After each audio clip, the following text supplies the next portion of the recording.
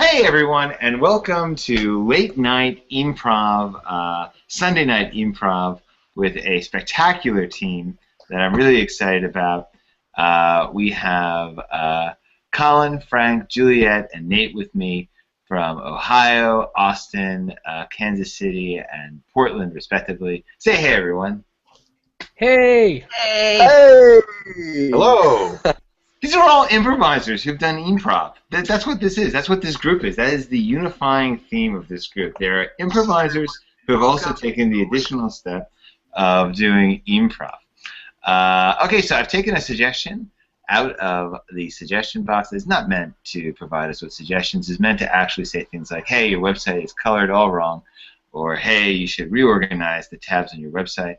But instead we get actual improv suggestions through this box, and we'll continue to use it because it is hilarious. So the suggestion for tonight's show is Silly Putty. Silly Putty. Silly putty. Apparently it's supposed to be used like you got newspaper and you set it out on a table, and the function of Silly Putty is you're supposed to like mash it against there, and when you pull it up you've got like a picture. But that was always like the most boring thing to me. Is that how you guys used it? That's how it was intended. Yeah. Or at least that was the advised manner to use it. But you didn't either. That's not how you used it? No, I think I usually end up just doing that first and then rolling up in a ball and chucking it against the wall. Yeah, man. That's what everyone does with it. Yeah, that's like the most you can do with it. I always found it to be like kind of a pointless toy. Like that and Play-Doh, like even if you were trying to like turn it into something, like it's not really gonna look like that. I always kind of was pissed off by that toy. I'm like, this is a pointless. This does not deserve to exist. I was never allowed to have Play-Doh, so hearing that it's terrible is a huge relief to me. Why weren't you allowed to have Play-Doh? I think my mom always assumed it was a big mess to clean up.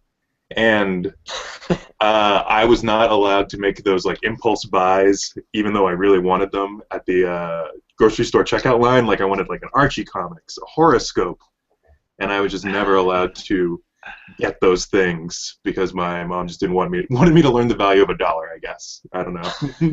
That's not true though, right? That Silly Putty's messy. It isn't actually messy, is it? No, it's really clean comparatively. Yeah, sure. I mean, you've got Legos versus Silly Putty. You think Silly Putty would be the more messy, Yeah. but Legos get everywhere, all these pieces. Silly Putty, you just roll it up, you put it in a canister, lickety split, no problem at all. I've got a new, almost a toddler at home now, and we've bought him some crayons, but they're like fancy new crayons, so they're not like crayons anymore. They're crayons in plastic tubes. What they've done is they've taken it one more step, and you get a clear plastic tube, and the crayon is inside the tube. And mostly Finn just wants to eat those. That's his big idea is to eat those. Well, and that is kind of standard for all toddlers and children because that is how they experience the world, is they just chew on everything. Because I've got I got a 4-year-old and a 1-year-old, and they just chewing is just how they interact with everything. Do your two kids like to eat paper? Because my kid likes to eat paper a lot. Really likes like that. Cardboard packaging from like toys and stickers will end up in their mouths. He really likes paper towels. If he can get a paper towel, he's like through the roof. Guys, in the second grade, there was a week or two when me and a bunch of my friends thought that it was the coolest thing to eat paper. Mind you, this is the second grade. This is long after it should have been cool. That lasted a week. Serious. We had we treated papers like wines. We had the paper out of our notebook is far superior. It goes down much smoother than the paper from our math book. This is legitimate. Where did the genesis, where did the idea that this is cool come from? I think just one of us was eating paper one day. And I'm like, hey, you can totally eat this. And at that age, when something is functional, let's keep going. Let's keep experimenting with that. Yeah. I mean that is like what you're saying right now is like the explanation about like how anyone has discovered that anything is edible, right? Like, 'cause like I'm always confused about that when they find like a new food, or not even a new food. When I like think of a new food, and I'm like, why would they think to even eat that? Why would they even think to do that? This one doesn't kill us. Better just keep going. Yeah, it's second graders. That's who's coming up with this stuff. What I think is interesting about second graders, or just elementary kids in general, is that they have a lot of the same like songs, like Batman's dead, Robin laid an egg, those kinds of things. Those have carried on for like generations, and I always kind of wonder like who's passing these down, like how are they continuing to find types of weird things that kids do. And when you look it up, it's like a political satire from Germany from 1640. And your children are just reciting this this poem against the Pope or something.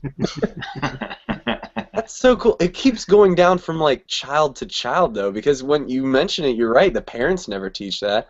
So it's almost like you've got intergenerational passing down from child to child, millennials to like Gen X. That's so weird. I did teach my 4-year-old the beans, a magical fruit. The more you eat, the more you toot. You're a good father. Yeah. That's funny. That's awesome. But then he was rhyming, because he's really into rhyming, so then he like saw a picture of a pot. So he goes, pot, pot, the magical fruit. The more you eat, the better you feel. Yeah, go sing that. He does. So as far as he's concerned, it's just a pleasant rhyme about food. Yeah, yeah. Oh, God. Oh, to be young and not understand rhyming. Yeah. Oh, those are the days.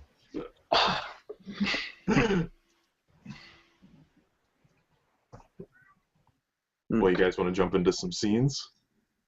Yeah. I think the time has come. Hey, you're using that slinky wrong. What do you mean? I Use it wrong? Sorry, I saw you playing with the slinky, and you're using it wrong. That's not what it's intended for. I mean, you can play with it however you want to play with it. You know, you're just a kid, so you do what you want to do. I can't put it on my arm and make it a power bracelet. That's what you do. It's the wrong use of it. It's not how it was designed by the company. I'm sorry. Well, why don't you enlighten me then? Because I love it like this. I don't want to I don't want to get into a fight with you. I saw you playing with your slinky and your front stoop, and I noticed that you were doing it the wrong way. I thought I would mention it to you. I certainly don't want a confrontation. But what you're doing is wrong. What you're doing is wrong. Johnson, would you report to me exactly why you haven't been able to go to the plant lately? We've been hearing you've been spending a lot of time with customer support and maybe going on site to visit children. Is that what I'm hearing? Well, that's not the full story. I came across a child using one of our products, one of our premier products, the Slinky, incorrectly, and this was a child whose family had happened to have called the customer support line and had asked some questions about how it could be used, and did not seem interested in my advice. Sure. And that led to a series of visitations to other children's homes. So that's what I've been up to. I've been hearing that you've been fairly antagonistic. You seem to be sort of leading these children into fights. Yeah, these children have proven to be quite angry about their toys, and I've tried. I mean, I say right off the bat, I say, hey, I am not here to fight, but you are using that wrong. You're doing it the wrong way. Let me be straightforward with you. Your job is not to convince people not to use our product anymore. Definitely. Yeah. I'm using personal time for this. I mean, I have been not at the factory, but I've been using my vacation time. I've been using my sick days. Okay, I appreciate it. I appreciate it. I didn't want this to come out at the bottom line. It just seems wrong to be seeking out and borderline stalking these children. without, it seems like, any parental consent on their behalf at all, besides those phone calls. I can't risk asking the parents. The parents might not give me access to the children. The first child I wanted to talk to you about this, the parents said no, I wasn't allowed to talk to him. Sure. Let's pump the brakes for a second. Right. That should be that should be first. You shouldn't be, when you say stuff like the parents won't allow me to approach a child. Maybe that's a red flag for the face of our company. You know, you're a high up executive. You represent the company wherever you go. Do you see the irony in this conversation? You're telling me I'm doing something wrong because I'm going and telling other people that they're doing something wrong. If I'm wrong, Hello? Is this the Slinky helpline? Please, I'm very concerned about my child. Is this the Slinky helpline? Yes, it is. All right. My child, I've bought your product for my child, and I'm very concerned about the way he's using it. I have not seen him push it down the stairs once. What's he doing? He is mostly using it with his other toys, like sometimes hitting his other action figures with it. I'm afraid he's really going very outside the purview of what this toy is supposed to be all about. This isn't the first time I've heard something like this. What's your home address? My home address is 124 Central Street, Department of... I'm in an embassy. I'm sorry. I forgot to mention I'm in an embassy. Oh my God, you're at an embassy. All right. Yes. This could be an international incident. All right. Yes, this could be. I'm very concerned. My husband is the ambassador to China. If the Chinese ambassador sees this, I'm terrified of what will happen. Well, Hi there. Hello. Timmy, is it? Timmy, yeah. right? Second Mhm. grade. Here, take a seat. Take a seat on the other side of the desk here. Okay. Let's talk finances. So your mom referred you to me because I hear that you have problems with budgeting your lunch money. Am I correct? I don't really know what that means, but probably yes. So I get kids coming in here all the time with very similar problems to me. Tell me now, and be honest, because I'm here as your financial aid and counselor. Have you been spending with lots of impulse buys, needless expenditures like silly putty? Yes, I like silly putty. See, now that's a problem here. What you should be doing is you take that money and you put it in a Roth IRA, Timmy. Roth IRA is where the good money is. My lunch money? Yes, if small investments over a long period of time will yield huge amounts compound interest once you retire. So I'll get more silly putty when I retire? Well, now, see, that's another point of contention to me, because some people say that once you retire, you should continue saving and even invest more because, I mean, in retirement's a long time. If you don't have enough money to make it there, I mean, you could be out of luck in 15, maybe even 20 years. Well, I want stuff now. I want to spend all my money now. I understand. I understand exactly where you're coming from. You're saying you want a 401k. You want 401k? Is that what you're saying to me? Okay, 401. Okay. All right. Well, here's what I'm going to do. I'm going to draw you up a form. This is from the school. All right. Sign here, and it basically means that for every dollar you put into the 401k, the school will put in another dollar, and that investment will gradually grow over time. And when you graduate, you get the lump sum back. Oh boy! I did not think this 401k supplement plan through. The school is going to go bankrupt. I didn't expect it planned to be so popular. Oh my God. Ugh. Johnny, we are doing fine. Stop worrying. Yes, I know a lot more of the elementary school children took out the 401k than we expected. But we are going to be okay, man. Don't you worry. They're matching us dollar for dollar, all right? Yeah, but don't you see, we're putting in all that money. You know how many fifth graders we graduate every year? Be cool, Johnny. Be cool. We just keep calm, all right? I'm trying. It's just Look, take my job when we got into this, you said that you were going to be able to handle those books. You're going to be able to handle the books, and when we took them to the principal, there were going to be no problems. It's all in the black, you said. That's still true? I might have made some miscalculations. God damn it, Johnny! We've got to go to oh my God, we got to go to Principal Leftwich tomorrow. Yeah, I know. Thank you for bringing your concerns about Johnny to me. It sounds like he's becoming unwound. Yeah, I'm so sorry, Don. I just thought I should tell you before we had to go to the principal. It's getting really bad. If he can't handle the pressure, he could. I don't think so. He could undercut all of our efforts to put our students on financial footing that's stable. I think so. And I don't want anything bad to happen to him. Okay? I just want it to something bad's got to happen to him. Something very bad's got to happen to him. No, I've known him since we were both kids when we took out our Roth IRA. I can't. He's got a wife. I want you to make this right. No. Make Johnny right.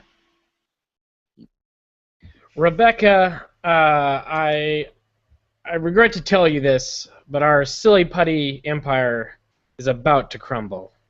It is imminent. My God, what kind of reports are you getting? What do you mean? Well, here's the thing. Our entire industry, our entire business is pretty much tied to the printed newspaper industry, which is also tanking. And really, without newspapers for kids to put the silly putty on, what good is silly putty? Listen, I hear what you're saying, but don't you bring this into my office. Listen, my great-grandfather, Gustav Silly, he founded this company on principles of copying fun things that children might see out in the world. Yes, and don't you tell me that this is a relic of the past. Children still have eyes to see fun things. We need to copy them. I understand, and he was a great man, and he was a visionary, and I believe in his vision. It's just that without pieces of paper with printed ink on them, silly putty is virtually useless. There's nothing. What else could they use? We need to think outside the box. I know my own children, they spend a lot of time with smartphones. Maybe we can get some kind of cyber putty going. Something that will copy what is on top of their smartphone, maybe. I thought like an app? Like an app that works with the silly putty? It has to be physical. It can't be an app. That's my grandfather. I want you to look at this framed picture of my grandfather behind me. Look at his stern face. It is beautiful.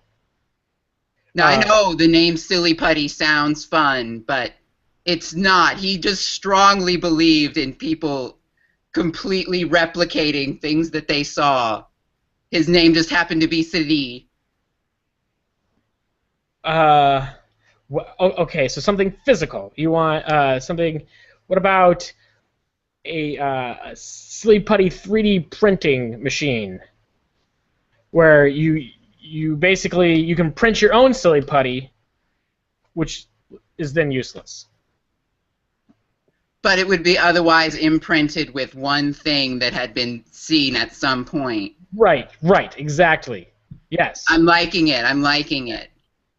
It's almost like a Play-Doh machine of silly putty, and it comes out with like some printed newspaper from some time in history. Historical silly putty. Historical silly putty. Hard lumps of historical silly putty. Yes. Lumps of history. I can tell you, my grandfather. Johnny, could I talk to you here in my room, please? Sure, of course. Hey, Johnny. Hey. How's the wife? She's good. She's good. She's pregnant again. I don't know if that's good news given our current situation, but yeah, things are. That's really wonderful, Johnny. Yeah. And you put all that money in that Roth IRA, like we talked about, right? So if something were to happen, you're all taken care of. Yeah, absolutely. And you know what? I just took out a life insurance policy yesterday, just in case, Just in case, right? You never know when something's gonna happen. Hey, Johnny, there's something on the back wall. I left a paper on the back wall over there. Could you get that for me? You mean like a Post-it note? You want me to just reach behind you and grab like a Post-it note or something? Grab it and keep looking over there. Don't look back here. Sure, there's a lot of Post-it notes. I mean, which one would I pick? Whichever one you like, Johnny. Whichever one you like. Buy more Staples. That sounds. All right, well, so before I let you sit with the menus for a second, would you like to hear our specials? Yes, please. Yes. Yeah, that sounds good. Very good. Nothing too fancy here. We do have a fresh bass that is prepared with kale and covered with a light film of paper. And our other special of the day is a pasta primavera. We have. Did you say paper on top of the bass? Yes, Like it's it's delicious. No, it's a sheet of paper placed over the bass. What is commonly referred to as loose leaf paper. Oh. So it's lined? Yep, lined paper. That's correct. Yes. Okay. Oftentimes it is recycled paper, so it may have been written on. A lot of our diners enjoy reading what was written on this paper before they consume it. I do like the recycled part. That sounds very green and eco-friendly. I'm not sure how healthy that sounds exactly. Oh, it's very healthy to recycle. No, I'm definitely not disputing that. Sounds very healthy to recycle. I mean the ingestion of paper that other people have written on. Well, that's the reason why we do it. We believe that recycling is the healthiest choice you can make. No one's forcing you to order it, of course. If it doesn't sound appetizing, we have many other dishes for your delight. Oh, no, we came here to be open-minded, definitely. Yeah, and I love bass. Oh, well, perhaps that will be your order. Perhaps. Could I get that with graphed paper instead of lined paper? Yes, you may. Oh, thank you. And I would assume then that the writing on that would be more like mathematical. Yes, it could be It tends to be mathematical, although there's the odd Dungeons and Dragons map. Oh, that sounds adventurous. That's what I'll have. Very good. I had a question actually about the burritos. Do they really come in aluminum cans? Yes. For your consumption. All right, for my consumption. Okay. Well, if it hasn't killed anyone, like I said, I am here to be adventurous, so. Well, we don't know if it's killed someone. We don't know if that's responsible for the death that we had in the restaurant last week. Some people think it was responsible. We don't. Who are the people who think it was responsible? The Rogers family. Oh, the family. The family of the man who died. Yes, Philip Rogers. The family of the man that died think that you're responsible then. They believe that Philip's intestines were cut up by the aluminum can we fed him. But there's no way to know what was going on with his intestines before he had the burrito. There's no way to know. There was no way to know for certain. That's true. He might have done a sword swallowing act, honey. You don't know. That's going to be our defense, and we hope that it will stand up in court, because at this point, did you know that right now they're projecting that water levels in our oceans are going to rise by 10 feet in the next 50 to 100 years? That will destroy human society as we know it. So if you have to eat a tin can to fight that, I say do it. That sounds like Sound advice. I'm on board. Can I offer you a cup of oil? Listen, counselor, while I've heard your closing remarks, I do not believe that the impending doom and end of humanity is reason to feed your customers and such garbage and possibly harmful objects, and some would say intentionally harmful objects. Your Honor, my clients have made it very clear exactly what's going on here. With so little time left on Earth, they spell out exactly how they plan to save the environment by feeding some of their own waste to the defendant. This was made perfectly clear at all points to the defendant. And they signed the waiver before ingesting any of the food. Regardless of signing a waiver, they are still clearly not serving food to these people. And why am I arguing with you? I'm the judge. This case is decided, all right? I'm very charismatic. I don't think this is over. Damn you, Southern lawyers. Now, you just listen here. You just listen here. Now, whether or not it was harmful, the client chose to eat. He chose to eat that can.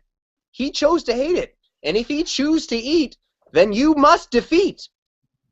He choose to eat, must defeat. Choose to eat. Everyone's chanting now. Choose to eat, must defeat. Choose to eat, must defeat. Choose to eat. That's our shows. Okay, thank you so much. On that note, we'll end our show, I think. So this was a real fun set, and it came to you again from Colin from Ohio, Frank from Texas, Juliet from Missouri, and Nate from Oregon, and myself from Long Island. Thank you so much for watching. We have different initiatives at e-mprov. Right now, something that we're pushing real hard is the message board that was added to the website. This is a real big deal. People are getting involved in it. We just had this week our first blog started on the message board. This is an idea I had weeks ago that, the way message board technology works, you could easily just have a thread and use it as your own blog. And improvisers have taken me up on it now and are blogging about their lives. So that's a real exciting new use of an old technology. I encourage everyone who's involved in improv to start doing that. All right, thanks so much for watching this set, everyone.